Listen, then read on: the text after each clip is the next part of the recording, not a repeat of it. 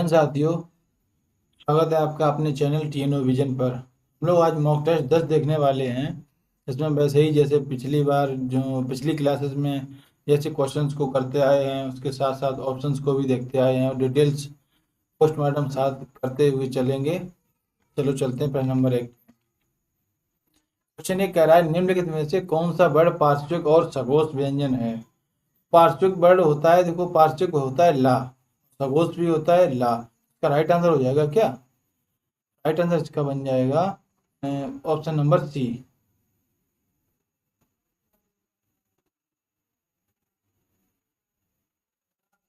तो इसका right answer बन जाएगा ऑप्शन नंबर सी। तो ऑप्शन और जो ला होती है, तो वो पार्श्विक मतलब जो होता है कि जो हवा जीभ के जो पार्श्व है मतलब बगल से निकल जाती है, इसलिए ऐसे पार्श्विक व्यंजन कहते हैं। और या रा ला हुआ, और ये अंतस्थ व्यंजन सभी अघोष और अल्पप्राण भी होते हैं। ला अल्पप्राण होता है, या रा ला हुआ सभी सघोष और अल्पप्राण होते हैं। जो रिया की बात करें, या कौन सा वर्ड है? अगर या देखेंगे तो या है अर्ध स्वर। या ई और आ से मिलके बनता है। रा लुंठित है और प्रकंपित वर्ड है। बाकी बात करें तो ये बनेगा अर्ध स्वर या दंतोष्ट वर्ड। वो बने क्या बनेगा? वा शब्द। अगले क्वेश्चन को देखते हैं। तो अगला क्वेश्चन कह रहा है, अब्ज शब्द का सही संधि विच्छेद क्या होगा। तो उसका बनता है अपधन्य। अपधन्य, तो उसका राइट आंसर हो जाएगा ऑप्शन नंबर बी।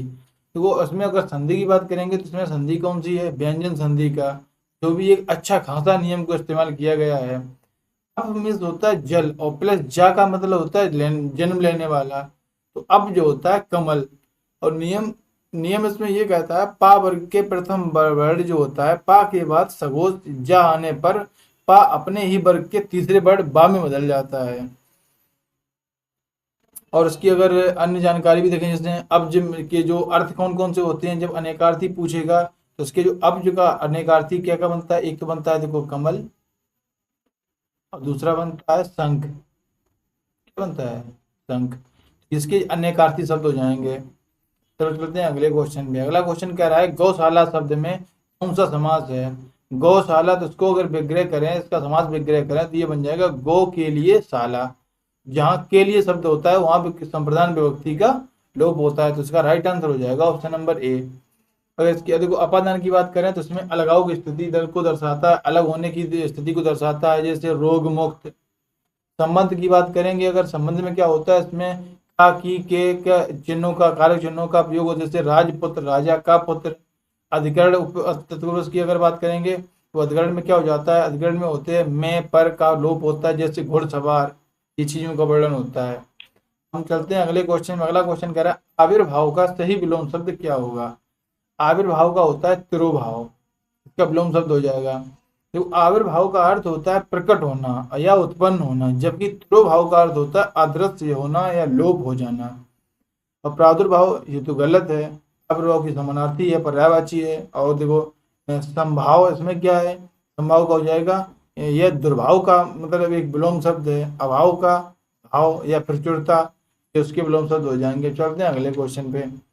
अगला क्वेश्चन कह रहा है, गर्दभ शब्द का जो शुद्ध तद्भव रूप क्या होगा। गर्दभ मीन्स होता है गधा, ये हो जाएगा इसका गधा। तो संस्कृत का जो तत्सम शब्द होता है गर्दभ, वो संस्कृत में अगर तद्भव जो बनता है तो वो बन जाता है गधा। गाय का क्या बनता है? गौ बनता है। गिद्ध का क्या बनता है? तो गिद्ध का गृध होता है, गृध। इसको गिद्ध का क्या बनता है? गृध। ऐसे इसको लिखेंगे गृध, ये बनता है इसका गृध का। और गड्ढा की बात करें तो गड्ढा का तत्सम गर्त होता है, इसका क्या होता है? इसका गर्त होता है। गाय का गौ होता है। अब चलते हैं हम लोग अगले क्वेश्चन पे। अगला क्वेश्चन कह रहा है, निम्नलिखित में से अशुद्ध वर्तनी वाले शब्द का चयन कीजिए। पहला ऑप्शन प्रज्वलित, वाल्मीकि, श्रृंगार। और पूछा क्या? अशुद्ध, प्रज्वलित। प्रज्वलित, तो इसका जो राइट आंसर हो जाएगा ऑप्शन नंबर ए, क्योंकि दोनों जा जो होते हैं वो दोनों एक साथ नहीं बनेंगे। इसमें ऐसा लिखा जाता है, देखो ऐसे प्रा जा हुआ लित, ऐसा ये इसका राइट आंसर हो जाएगा। बाकी ये भी सही है, ये भी सही है, ये भी सही है। इसका राइट आंसर क्या हो जाएगा? Option number A. चलते हैं अगले। देखो अगर इसमें देखो क्या होता है, प्रा प्लस ज्वलित मिलके बनता है, तो उसमें ज्वल और ये गलत, ये जो होता है ये गलत क्यों लड़के कर देते हैं और स्टूडेंट क्यों गलत करते हैं, क्योंकि इसमें उज्ज्वल से संबंधित, क्यों उज्ज्वल में ऐसी कंडीशन में ही वो तीनों चीजें आती हैं, इस वजह से वो लोग समझते हैं कि ये चीज सही है, क्योंकि ये अशुद्धि है, इस चीज को ध्यान रखना। अब देखो, अब चलते हैं हम लोग अगले क्वेश्चन पे। अगला क्वेश्चन कह रहा है जिसका कोई आकार ना हो, वाक्यांश के लिए एक शब्द बताइए। जिसका कोई आकार ना हो तो उसको बोलते हैं निराकार। निराकार कहाँ लिखा, ऑप्शन नंबर बी पे लिखा है, इसका राइट आंसर हो जाएगा।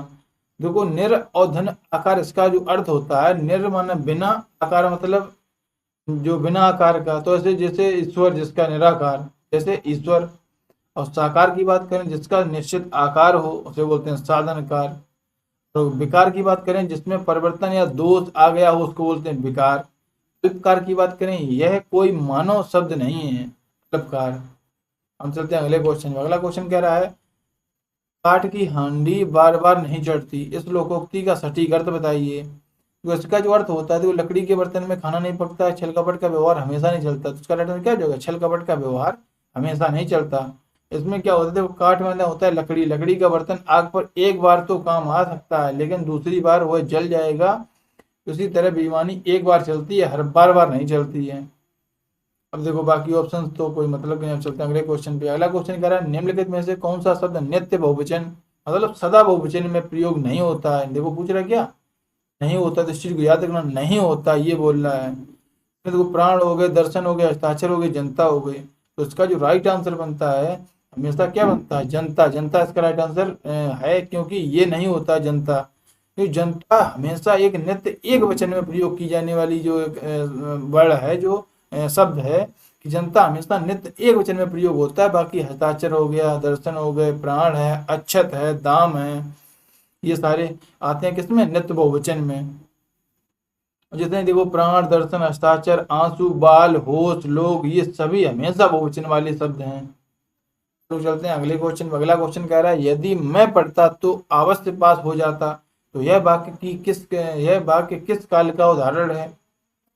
यदि मैं पढ़ता तो आप पास हो जाता, तो उसमें जब दो कंडीशन एक दूसरे पर डिपेंड होता है, जो दूसरा वाला होता है पहले पे डिपेंड होता है और ये उस पर डिपेंड, तो उसमें बनता है हेतु हेतु मद भूतकाल। हेतु हेतु मद भूतकाल, भूतकाल की बात कर रहा है। पास हो जाता, इस वजह से हेतु हेतु मद भूतकाल। देखो बीते हुए समय की क्रिया जो होती है, क्रिया जो हो सकती थी लेकिन किसी कारण हेतु से नहीं हुई, यह यहाँ जो शर्त हुई है कि अब पूरी नहीं हो सकती, इस वजह से, तो इसका राइट आंसर हो जाएगा। अब चलते हैं हम लोग अगले क्वेश्चन पे। अगला क्वेश्चन कह रहा है मुझसे यह पत्र लिखा नहीं जाता या लिखा नहीं गया, इस वाक्य में कौन सा वाक्य है, मुझसे यह पत्र लिखा नहीं गया। अगर इसकी बात करेंगे तो इसमें जो बनता है लिखा नहीं गया, तो कर्म, इसमें प्रधानता हो रही है किसकी, कर्म की। क्योंकि ध्यान दें कि जो नहीं देखकर इसे भाववचन ना समझें, इस वाक्य में जो पत्र जैसे कर्म मौजूद है और क्रिया लिखा गया, तो उसी कर्म के जो अनुसार पुल्लिंग जो एक वचन है, पुल्लिंग एक वचन है, तो कर्ता के साथ से और कर्म की मौजूदगी वहां होता है क्या, कर्मवाच्य। इस चीज को याद रखना। अब हम लोग चलते हैं अगले क्वेश्चन पे। तो अगला क्वेश्चन कह रहा है कि अद्भुत रस का स्थायी भाव क्या है। अद्भुत रस का स्थायी भाव क्या है, तो इसका बनता है विस्मय। क्या बनता है, विस्मय। ऑप्शन नंबर बी पे लिखा है विस्मय। जब किसी असाधारण या अकल्पनीय वस्तु को देखकर मन में आश्चर्य हो या अद्भुत, वहां क्या होता है, अद्भुत रस होता है। जैसे क्रोध का रौद्र हो जाएगा। निर्वेद का, निर्वेद की बात करेंगे तो निर्वेद में शांत रस होता है। ये तो निर्वेद में क्या होता है, शांत। जुगुप्सा किसमें होता है, विभत्स रस का होता है। चलते हैं अगले क्वेश्चन पे। अगला क्वेश्चन कह रहा है किंतु, परंतु, लेकिन किस प्रकार के अव्यय हैं। किंतु, परंतु किस प्रकार के अव्यय हैं, तो ये बन जाते हैं समानाधिकरण समुच्चय, बोलते हैं विरोध दर्शक। क्या बन जाएगा इसका, समानाधिकरण समुच्चय बोधक या विरोध दर्शक शब्द। ये जो दो वाक्यों को जोड़ते हैं लेकिन दोनों में विरोध दिखाते हैं। वह आया था परंतु जल्दी चला गया, इसी कंडीशन में बनता है क्या, समानाधिकरण समुच्चय बोधक विरोध दर्शक। और ऑप्शन की बात करें व्याधिकरण समुच्चय बोधक, ये गलत क्यों है? देखो ये आश्रित वाक्यों को जोड़ते हैं, जैसे चूंकि, इसलिए, यदि, तो। संबंध में क्या होता है, ये संज्ञा और सर्वनाम के बाद आते हैं, के बिना, के पास, ऐसी कंडीशन बनते हैं संबंध बोधक। विस्मयादि बोधक की बात करें तो वो भाव प्रकट करते हैं, इसमें आहा, हाय, ऐसे शब्दों का वर्णन होता है किसमें? विस्मयादि बोधक में। अगला क्वेश्चन कह रहा है कुल और कूल शब्द जो युग्म है का सही अर्थभेद क्या होगा? इसकी अगर बात करते हैं तो उसमें वंश और किनारा, कुल होता है वंश और किनारा, कुल होता है किनारा, तो वंश और किनारा। इसका राइट आंसर हो जाएगा ऑप्शन नंबर बी। तो जिसमें छोटा ऊ लगा होता है तो वो बनता है वंश, और जिसमें रघुकुल रीत सदा चले आई, तो रघुकुल, तो वो कुल पर वंश या परिवार की बात की गई थी, और यहाँ कुल का अर्थ है किनारा, नदी का किनारा। ये श्रुति सम भिन्नार्थक शब्द होते हैं। अब हम लोग चलते हैं अगले क्वेश्चन पे। अगला क्वेश्चन कह रहा है जेते तुम तारे तेते नभ में ना तारे हैं, तो पंक्ति में कौन सा अलंकार है? इसमें बन जाता है यमक अलंकार। यमक अलंकार क्यों होता है? यहाँ तारे शब्द दो बार आया है, परंतु दोनों बार का अर्थ अलग है। पहले तारे का मतलब है उद्धार करना, और जिसमें जितनों का तुमने उद्धार किया है, ये अर्थ हो गया। दूसरा का क्या है? तारे जो आसमान के तारे सितारे हैं उसकी बात कर रहा है। देखो अगर ऑप्शन की बात करें तो इसमें क्या होता है, हाँ शब्द का खेल है, केवल वर्ड की आवृत्ति नहीं। और उपमा क्या होती है, सासी से सम का प्रयोग होता है इस वजह से। और अनुप्रास में क्या, वर्ड की आवृत्ति होती है। श्लेष में क्या होता है, अर्थ जो होते हैं चिपके हुए होते हैं, और बल्कि और कोई दोहराया गया होता है, मतलब दोहराया गया नहीं होता है पर अर्थ चिपके हुए होते हैं। अब जो अगला क्वेश्चन कह रहा है हिंदी साहित्य का स्वर्ण युग किस काल को कहा जाता है? तो स्वर्ण युग कहा जाता है भक्ति काल को। किसको? भक्ति काल को। तो इसका राइट आंसर हो जाएगा, क्योंकि गिरियर्सन और श्याम सुंदर दास जी ने भक्ति काल जैसे, जिसमें सूरदास जी, तुलसीदास जी, कबीरदास जी, मीरा जी, तो को जो हिंदी साहित्य का स्वर्ण युग कहा है। और देखो आदि काल की बात करें इसे वीरगाथा काल कहते हैं, रीति काल की बात करें तो इसे श्रृंगार काल कहते हैं। किसको? रीति काल क्या कहते हैं? श्रृंगार काल कहते हैं। और आधुनिक आधुनिक की बात करें इसको कहते हैं गद्य काल कहते हैं। तो देखो अगला क्वेश्चन कह रहा है कि उर्वशी महाकाव्य के रचयिता कौन है और जिन्हें इसके लिए ज्ञानपीठ पुरस्कार मिला था? ये पूछ रहा है कि ज्ञानपीठ पुरस्कार मिला था, तो इसका राइट आंसर क्या हो जाएगा? मित्रानंदन पंत रामधारी सिंह दिनकर, तो उसका राइट हो जाएगा रामधारी सिंह दिनकर। उर्वशी जो थी, उर्वशी राम दिनकर जी की सबसे जो प्रसिद्ध काव्य नाटक है, जिसके लिए उन्हें 1972 में ज्ञानपीठ पुरस्कार से सम्मानित किया गया था। और सुमित्रा नंदन की बात करें तो इन्हें चिदम्बरा के लिए, महादेव वर्मा की बात करें इन्हें यामा के लिए, और जयशंकर प्रसाद की बात करें तो उसको उनको क्या कहने में कामायनी के लिए। परंतु इन्हें ज्ञानपीठ नहीं मिला था, इनका निधन पहले ही हो गया था जयशंकर प्रसाद को। अब चलते हैं अगले क्वेश्चन पर। अगला क्वेश्चन देखो कह रहा है जो अतियुक्त, अतियुक्त शब्द में कौन सा उपसर्ग प्रयुक्त हुआ है? तो इसमें होता है अति धन युक्त। तो उसका राइट आंसर बन जाएगा ऑप्शन नंबर सी। इसका राइट आंसर हो जाएगा ऑप्शन नंबर सी। तो बनता शब्द क्या है? अति धन उक्त बनता है। देखो क्या बनता है? अति और धन युक्त या युक्ति। इसका राइट आंसर बनता है अति धन युक्ति, तो बनता है अतियुक्ति। यड़ संधि, यड़ स्वर संधि का उदाहरण, इसमें ई और उ मिलकर यू, मतलब छोटी, मतलब यू बना देते हैं, या छोटी मात्रा यू, ये बन जाता है छोटी ई प्लस u मिलके, ये और इसको बना देते हैं यू को, ये यहाँ पे छोटू की मात्रा वाला। और हम लोग चलते हैं अगले क्वेश्चन। अगला क्वेश्चन कह रहा है पावन, पावन शब्द में किस प्रत्यय का प्रयोग हुआ है? अगर पावन की बात करें तो उसमें बन जाता है पौधन अन। जब भी बड़ा जो डंडा लगेगा, बड़ी मात्रा आती है, तो हमेशा उसमें बनता है पौ।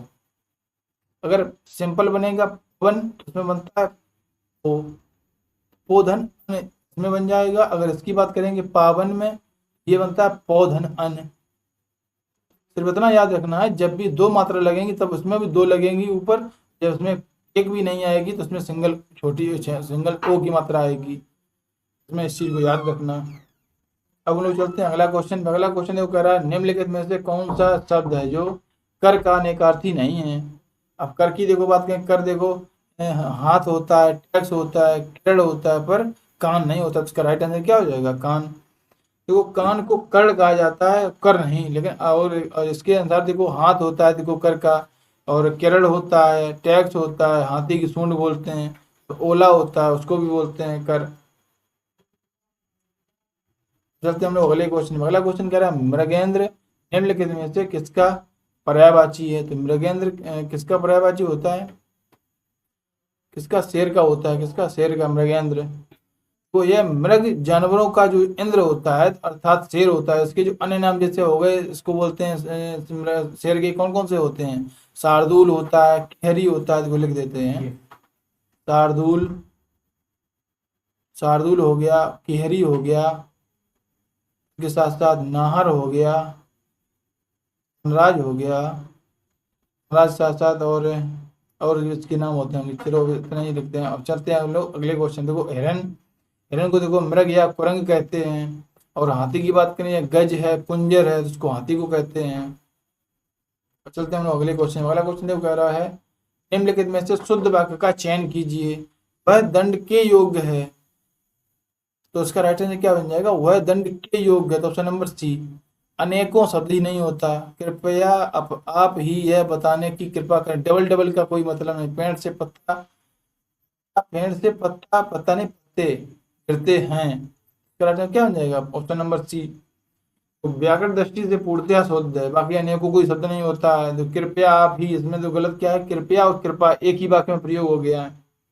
इसमें देखो पत्ता एक वचन है, लेकिन क्रिया गिरता है होनी चाहिए, ना कि गिरते हैं। तो अगला क्वेश्चन कह रहा है जो वह तेज दौड़ता है, वाक्य में तेज किस प्रकार का क्रिया विशेषण है।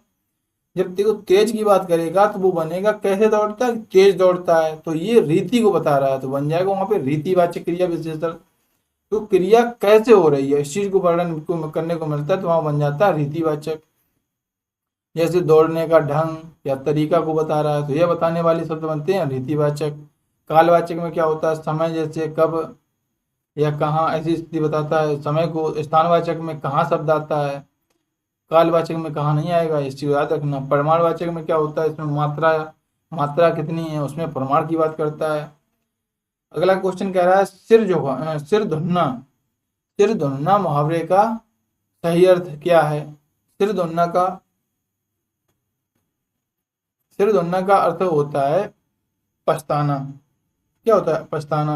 अब बहुत खुश करना गलत, सिर में दर्द होना गलत, किसी को मारना गलत। तो इसका जो अर्थ होता है जब कोई अवसर निकल जाने पर दुख या पश्चाताप व्यक्त करता है, तो उसे सिर धुनना कहते हैं। मतलब इसको बोल दो अगर, जैसे अब पछताए होत का जब चिड़िया चुग गई खेत, ऐसे टाइप से। अगले हम लोग चलते हैं अगले क्वेश्चन में। आलाखंड परमाल रासों के रचयिता कौन है। तो परमाल रासो कौन है, जगनेक। कौन है, जगनेक। तो आदिकाल की इस प्रसिद्ध वीर गाथा काल जो रचना में जो महोबा के दो वीरों जैसे आला और उदल की वीरता का वर्णन मिलता है, किसमें, आला खंड में, जिसके रचयिता कौन है, जगनेक परमाल रासो। और चलते हैं अगले क्वेश्चन पे। अगला क्वेश्चन देखो कह रहा है, ऑप्शन भी देख लो, ऑप्शन ऑप्शन में तो रह ही गए थे। चंद्रवरदाई की बात करें तो उसको इनके जो पृथ्वीराज रासो हैं, पृथ्वीराज रासो ने लिखी क्या, चंद्रवरदाई। नरपत नाला की बात करें, इन्होंने जो बीसल देव रासो लिखा है। और दलपति विजय, इन्होंने क्या लिखा है, इन्होंने खुमान रासो लिखा है। खुमान रासो, उसको कैसे लिखा जाता है, खुमान, खुमान रासो, इनकी खुमान रासो हो गई। नरपति नाला की इसकी होगी बीसल देव रासो, बीसल देव रासो। और चंद्रप्रदाय की हो जाएगी क्या, पृथ्वीराज रासो, पृथ्वीराज, पृथ्वीराज रासो। अब चलते हैं अगले क्वेश्चन पे। अगला क्वेश्चन कह रहा है देखो नील कमल शब्द का, शब्द में कौन सा समास है। नील कमल की बात कर रहा है, इसमें देखो नीला है जो कमल, तो उसमें कोई अर्थ तीसरा तो गया नहीं किसी के प्रति, तो इसमें बन जाता है क्या, कर्मधारय, जो कर्मधारय समास। इसका जो रूल कहता है देखो पहला पद विशेषण जैसे नीला और दूसरा पद विशेष अर्थात जैसे कमल, इसमें दोनों चीजें आएंगी तो वहां पे बनता है कर्मधारय समास। बहुब्री क्यों गलत, देखो बहुब्री क्यों नहीं हो सकता, यह तीसरे विशेष व्यक्ति को जो बोध नहीं करता है तो इस वजह से गलत है। तत्पुरुष कारक चिन्हों का लोप होना चाहिए, तो वहां तत्पुरुष होगा। अव्यय, इसमें पहला पद उपसर्ग की भांति कार्य करता है, तो वहां होता है अव्ययी भाव। अगला क्वेश्चन कह रहा है जब मैं स्टेशन पहुंचा तब ट्रेन जा चुकी थी। इस कंडीशन की अगर बात करें, इसमें क्या होता है, तो जब और तब शब्दों से जुड़ता है तो वहां बन जाता है क्या, मिश्र। क्या बन जाता है, मिश्र वाक्य। तो जिस वाक्य में एक प्रधान उपवाक्य और दूसरा उस पर आश्रित हो, जैसे जब तब, जहां वहां, जैसे वैसे, तो वहां होता है क्या, मिश्र वाक्य। सरल वाक्य में क्या होता है, एक ही क्रिया होती है सीधे सीधी, और संयुक्त वाक्य में क्या होता है, दोनों स्वतंत्र वाक्य और या किंतु से जुड़े होते हैं। तो वो अगले क्वेश्चन चलते हैं, स्वयं किस प्रकार का सर्वनाम है, स्वयं और आप, खुद, या ऐसे बन जाते हैं क्या, निजवाचक। कर्ता अपने आप के लिए आप, स्वयं, खुद, निज शब्दों का प्रयोग करता है, जैसे मैं यह काम स्वयं कर लूंगा, तो वहां बन जाएगा क्या, निजवाचक। पुरुषवाचक में क्या होता है, इसमें सर्वनाम कौन होते हैं, मैं, तुम, वह। निश्चयवाचक में क्या आता है, यह, वह, संकेत के लिए होते हैं, निश्चय प्रदान। और संबंध में क्या आता है, जो, सो शब्दों का होता है प्रयोग। अगला क्वेश्चन कह रहा है, हिंदी वर्णमाला में उष्म व्यंजन कौन से होते हैं। उष्म व्यंजन में तीनों सा आते हैं और हा आता है, तो इसका राइट आंसर बन जाता है सा सा सा और हा। और यार अलावा क्या होते हैं, ये अंतस्थ व्यंजन होते हैं। और छत्र, ज्ञ, श्रा, ये क्या होते हैं, ये बन जाते हैं संयुक्त व्यंजन। क्या बन जाते हैं, संयुक्त व्यंजन। ये होते हैं संयुक्त, और ये होते हैं क्या, जो यार अलावा अंतस्थ, अंतस्थ। और इसके बाद में डा और ढा की बात करें, ये बन जाते हैं द्विगुण व्यंजन या उत्क्षिप्त व्यंजन। इसको क्या बोलते हैं, उत्क्षिप्त बोलते हैं, क्षिप्त व्यंजन। ये उत्क्षिप्त व्यंजन बन जाते हैं। अगले क्वेश्चन, अगला क्वेश्चन कह रहा है, हंसाना और रुलाना, ये किस प्रकार की क्रियाएं हैं। देखो ये दोनों, देखो हंसाना और रुलाना मतलब प्रेरणादायक हैं, तो ये बन जाता है क्या, प्रेरणार्थक क्रियाएं। होती, जब करता खुद काम ना करके हंसाना मतलब दूसरों का हंसाना, रोना और रोना, ये तो किसी को काम करने के लिए प्रेरित करता है, जैसे हंसाना, रुलाना, ये प्रथम प्रेरणार्थक हैं। पूर्वकालिक क्या होता है, इसमें कर या करके शब्द लगा होता है, जैसे वह नहाकर विद्यालय जाएगा। जैसे नाम धातु में क्या होता है, ये संज्ञा से बनी होती है, जैसे हाथ से हथियाना, ये बन जाता है क्या, नाम धातु। संयुक्त क्या होती है, संयुक्त क्रिया में होती है, जैसे दो क्रियाओं का मेल, हंसने लगा, तो ऐसे क्या हो जाता है, वहां संयुक्त क्रियाएं हो जाती हैं। अगले क्वेश्चन, अगला क्वेश्चन कह रहा है, चौपाई छंद के प्रत्येक चरण में कितनी मात्राएं होती हैं। चौपाई छंद के प्रत्येक चरण में कितनी मात्रा, 16 मात्राएं होती हैं। और 11 किसमें होते हैं, 11 ऑप्शन में दे रखा है, तो दोहा के सम और सोरठा के विषम चरणों में कितनी होती हैं, 11। 13 की बात करें तो दोहा के विषम और सोरठा के सम, वहां होती है 13। 24 की बात करें, 24 किसमें होती है, रोला के प्रत्येक चरण में कितनी मात्राएं होती हैं, 24 मात्राएं होती हैं। अगला क्वेश्चन कर रहा है, थोड़ा पानी दे दो, वाक्य में थोड़ा किस प्रकार का विशेषण है, थोड़ा शब्द परिमाणवाचक, सीधा सीधा दिख रहा है परिमाण। पानी को गिना नहीं जा सकता, इस वजह से ये उसकी जो निश्चित निश्चित मात्रा या परिमाण बता रहा है। तो गुणवाचक में क्या होता है, रंग रूप की स्थिति बताता है। संख्या में क्या, संख्यावाची, संख्या चीजों, जैसे 1 2 3 ऐसी चीजों का प्रयोग होता है। सर्वनाम की बात करें, सर्वनाम का प्रयोग होता है। अब चलते हैं हम लोग अगले क्वेश्चन पे। अगला क्वेश्चन देखो हमारा गद्यांश है। गद्यांश को सीधे पढ़ते हैं कि देखो गद्यांश में पूछ क्या रहा है। गद्यांश के अनुसार सच्चा मित्र कौन है। सच्चा मित्र वही है जो विपत्ति के समय काम आए। तो सीधे सीधे ढूंढो कहाँ पर लिखा है, ऑप्शन नंबर सी। जो विपत्ति के समय काम आए, तो इसका राइट आंसर हो जाएगा ऑप्शन नंबर सी। अब चलते हैं हम लोग अगले क्वेश्चन। अगला क्वेश्चन कह रहा है, स्वार्थी लोग बुरे समय में क्या करते हैं। तो स्वार्थी जो चापलूस लोग अच्छे समय में साथ रहते हैं, लेकिन जैसे ही बुरा समय आता है तो किनारा कर लेते हैं, मतलब किनारा कर लेते हैं। इसका भी राइट आंसर क्या हो जाएगा, ऑप्शन नंबर सी। कहाँ लिखा है, ये लिखा है। बताना अपना स्कोर कितना कितना रहा इसमें। जो भी क्वेश्चन छूटे हैं तो वो कोई गद्यांश क्वेश्चन थे, तो गद्यांश तो ऐसा होता है, हम लोग अगर पढ़ के उसको करेंगे तो वो हम लोगों के सही हो जाएंगे। स्कोर बताना और ये बताना क्लास कैसी लगी। चलो मिलते हैं अगली क्लास में, आज के लिए इतना ही। जय हिंद।